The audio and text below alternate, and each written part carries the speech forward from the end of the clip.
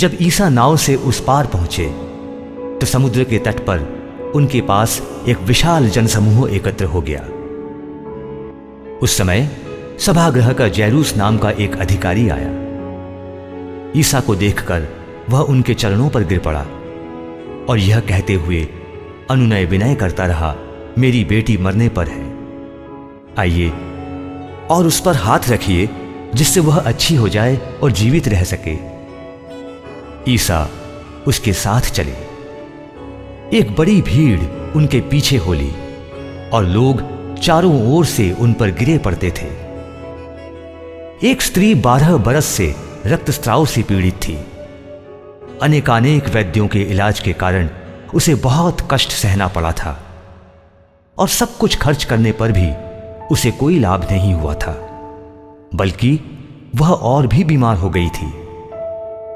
उसने ईसा के विषय में सुना था और भीड़ में पीछे से आकर उनका कपड़ा छू लिया, क्योंकि वह मन ही मन कहती थी, यदि मैं उनका कपड़ा भर छूने पाऊं तो अच्छी हो जाऊंगी। उसका रक्तस्राव उसी क्षण सूख गया और उसने अपने शरीर में अनुभव किया कि मेरा रोग दूर हो गया है। ईसा उसी समय जान गए कि उनसे शक्ति निकली है। भीड़ में मुड़कर उन्होंने पूछा, किसने मेरा कपड़ा छुआ?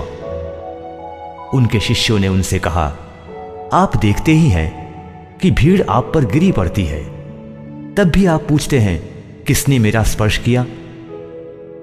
जिसने ऐसा किया था उसका पता लगाने के लिए ईसा ने चारों ओर दृष्टि दौड़ाई। वह स्त्री यह जानकर कि उसे क्या हो गया है, डरती कांपती हुई आई और उन्हें दंडवत कर सारा हाल बता दिया।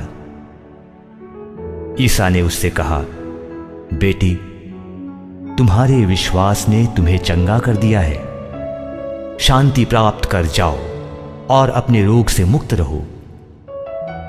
ईसा यह कह ही रहे थे कि सभागृह के अधिकारी के यहां से लोग आए और बोले, आपकी बेटी मर गई है, अब गुरुवर को कष्ट देने की जरूरत ही क्या है? ईसा ने उनकी बात सुनकर सभागृह के अधिकारी से कहा, डरिए नहीं, बस विश्वास कीजिए। ईसा ने पेत्रुस, याकूब और याकूब के भाई योहन के सिवा किसी को भी अपने साथ आने नहीं दिया। जब वे सभागृह के अधिकारी के यहां पहुंचे तो ईसा ने देखा कि कोलाहल मचा हुआ है और लोग विलाप कर रहे हैं। उन्होंने भीतर जाकर लोगों से कहा, यह कोलाहल, यह विलाप क्यों? लड़की मरी नहीं, सो रही है। इस पर वे उनकी हंसी उड़ाते रहे। ईसा ने सबको बाहर किया और वह लड़की के माता पिता और अपने साथियों के साथ उस जगह आए जहां लड़की पड़ी हुई थी। उन्होंने लड़की का हाथ पकड़कर उससे कहा, तालिता कुम।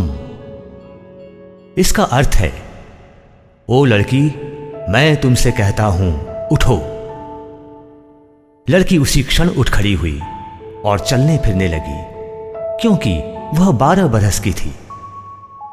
लोग बड़े अचंभे में पड़ गए। ईसा ने उन्हें बहुत समझाकर आदेश दिया कि यह बात कोई न जान पाए और कहा कि लड़की को कुछ खाने को दो।